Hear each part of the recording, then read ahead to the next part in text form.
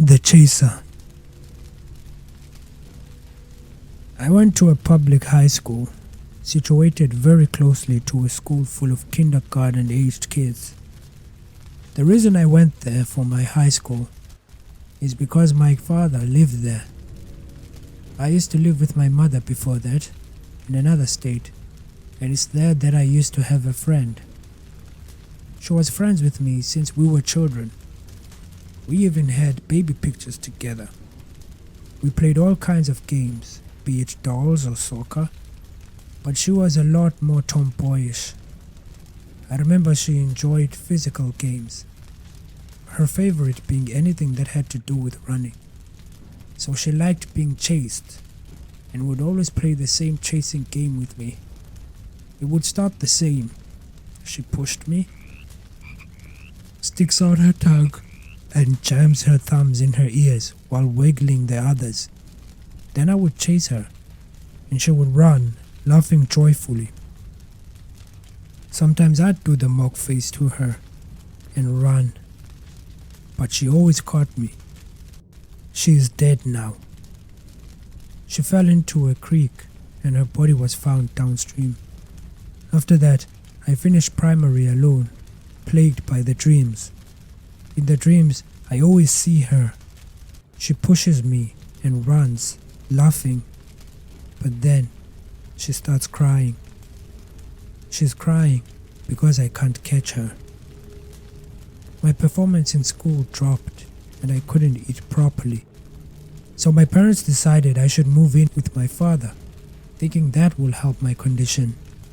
And when I got to high school, there was no difference. After school, I used to wait for my father by the rails separating the high school to the primary. One day, as I was there, I felt two small hands push my thighs. It was a boy of 5 who grinned up at me as if he knew me. This infuriated me, and I was about to yell at him, but then he stuffed his thumbs in his ears and stuck out his tongue and wiggled his fingers. That made me pause, but I knew that it was a common sign, and kids would know, so I had no expectations when I asked where he saw that. He looked at me funny and said with a confused voice, "We do this all the time. Don't you remember?" When my father arrived, I was a crying mess. After that, I met the boy a number of times, and each time I was with him, I felt a lot better. My father let me babysit him after we later moved into the same neighborhood. He is going to prom next week. The Survivor. Alright, so this one happened the year before lockdown. Ever since I could remember, I'd always been the quiet kid at school. I did my work, stayed away from rough crowds, and attended class religiously, that kind of stuff. But anyway, as I got into my mid-teens, I started getting into my rebellion phase. I would mutter when my teacher finishes reprimanding me, leave my homeworks not signed, and sometimes I'd only bring my teachers coffee when they asked. That kind of stuff. At my school, we had a rough group of kids. You know, the ones who do drugs and are already sleeping around.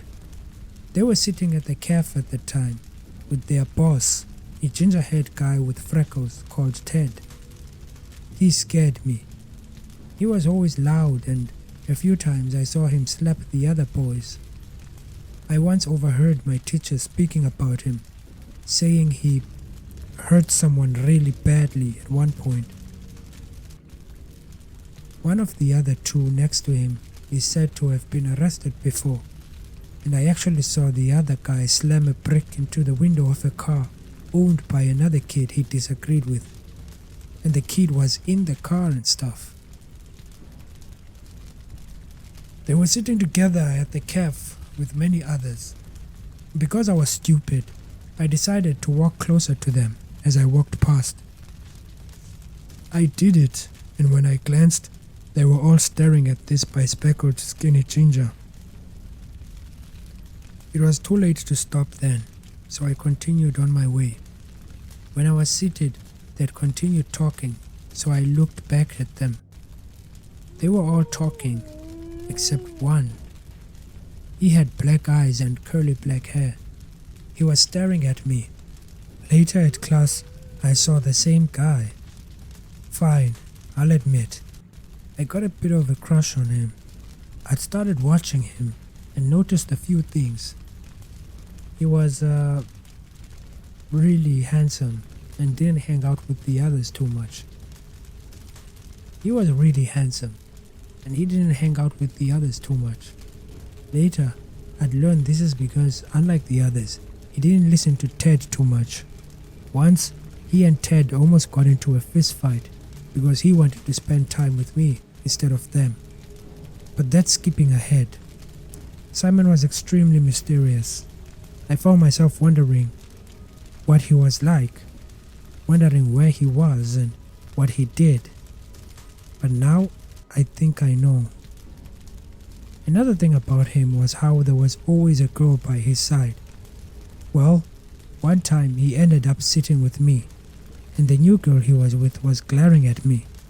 She told Simon to tell me to leave, and he glanced at her.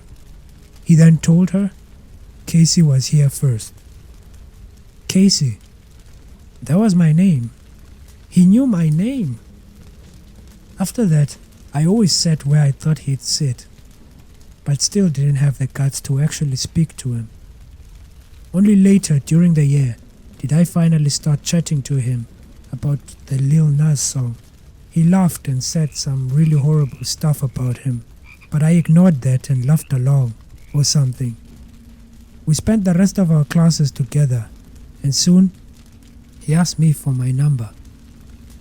I was happy about it and was on cloud 9 for the next couple of days. I didn't even notice when he started asking strange questions, like where I'm from, how far is it from the nearby forest, and how many days I can sleep outside my home before someone comes looking for me. But then he got extra odd as he asked me to come meet him. That wasn't the strange part. In fact, I looked forward to that moment. What was really odd was how he texted me, sending out too many laughing faces, making typos, and even calling me a bit. I even wondered if it was someone else using his phone, until he called, of course. Anyway, that day I was to meet him, my father's car broke down, and even though I'm a girl, he always makes me help him. But I had to go on a date, so my father and I had our first fight. I was too guilty to go after that and cried in my room instead. Simon was so angry on the phone and he didn't respond to my messages. And to make things worse, lockdown happened. After that, I knew I'd never see him again. But get this. Lockdown lessons and I just received the news. Simon assaulted a girl at the exact spot he wanted to take me. I was so shocked when I heard it.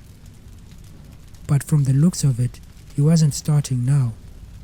And for once, I am grateful for my bullying father. The Stalked. Bruh, this isn't really the type of story I thought I'd tell. It's always gotten me negative responses. Maybe you guys will think the same way too, but seeing how you will never know me, I don't care. I really need this, for me. The year was 2015 and I was still in high school. I just arrived at the high school and I already had a friend who was going there. He was with the cool kids and so I got to hang out with them. We'd go out drinking on Fridays and watch cars. I don't like cars much, but my boy loves them. It was at one of these events that I saw a brunette in one of the cars. At the time, I already had a girl who I had a crush on at school.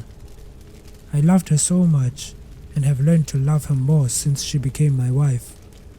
I think another reason I decided to marry her is because she is one of the only people who stood by my side after everything. But even though I already had a crush, I could admit that that girl was the most beautiful girl I'd ever seen in my life. Anyway, my boys dragged me away before I could stay longer, and I didn't ask any of them about her. I knew they would tell my crush. So at around Wednesday the following week, as I'm trying to deal with a hangover and listen in class, the doors opened and you already know who walks in. That brunette. So this girl is in my class. And when I looked around, none of the boys were making a sound at such a pretty girl walking in. They seemed uninterested for some reason. So a couple of months passed by and I never spoke with her. I heard her voice, which sounded a bit deep for a girl, but also breathy. I got a whiff of her smell, which was lavender. I even got to see her in gym shorts and a vest. I never spoke to her. Also, I was really nervous. That is until we got a class assignment.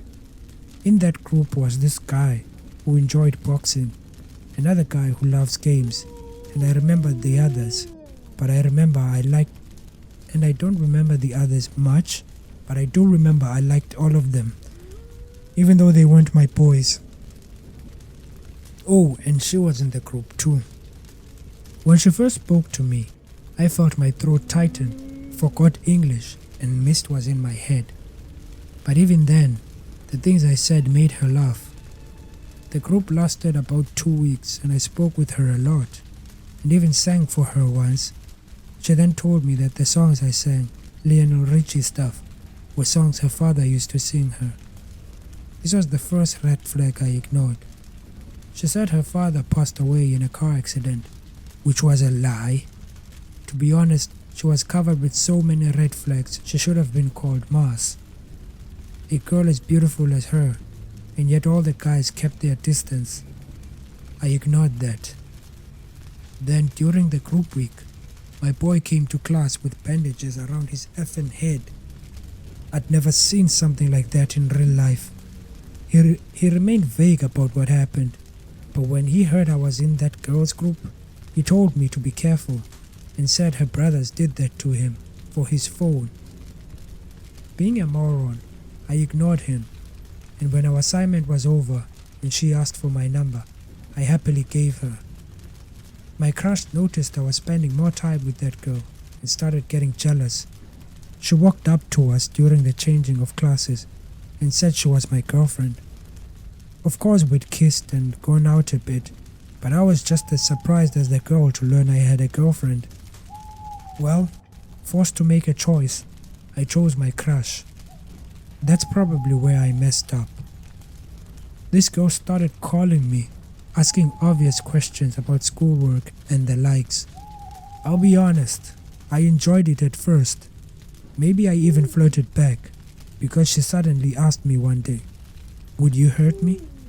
And I said no. She said, "No matter what?" And I said yes. And then she said, "I love you." Man, that was crazy stuff. I left that message for the whole morning, before coming back to find a few more messages of her backtracking. Anyway, I rejected her, but she asked if we could be friends, and so I agreed. Anyway, I rejected her, but she asked if we could be friends, and so I agreed. A big mistake. At school, she kept following me wherever I went, all the time, and I mean all the time, even when I was with the boys. Not even my girlfriend hung out with me when I was with the boys. It's around then that I got to see her home. Extremely effing creepy. The grass was overgrown with paint peeling off the walls. Her brothers were always outside, hanging out with questionable company, and they stared at me like they just couldn't wait for her to leave. I literally stayed by her side all the time, even going to her room. She had to walk me to my car for me to leave. And get this, she looks at me and says, "Call me?" Yeah, no. She called me 17 times a day for months, till her grandmother called me, telling me she didn't want me to see her telling me she didn't want to see my number in her granddaughter's phone again, like it's my fault. She sent me thousands of messages until my girlfriend answered the phone and told her to leave me alone. She didn't call for the rest of the day, but that night she sent one message asking me, "Do you want to die?" I lost it. I called her and yelled at her to leave me alone, and she seemed to listen, and she apologized. She told me that her father was in jail for molesting her as a child, and that she was broken and just wanted to be loved. She just wanted a friend at least. So, being stupid, I decided to be her friend, for her sake. A week later, she did it again. She blew up my phone and promised she'll hurt me if I don't leave my girlfriend for her. She said her brothers have been following me, and she's even sent me a picture of my room taken at night. She said she told them I assaulted her and that she would tell the teachers at school too. I showed the messages to the principal the following day, and he still thought I did something to her. He didn't say it, but the passive-aggressive way he spoke implied it. But he did do something, keeping her away from me by promising expulsion if she spoke to me, though I wonder who he would have expelled, and keeping us from each other in classes. Soon, everyone in the whole damn school got a different rendition of the story, and they all called me an assaulter and stuff. I finished high school with everyone thinking I was that, and it was effing terrible, man. But my girl was by my side all along and never doubted me. So I'm grateful that at least I got her from all of this.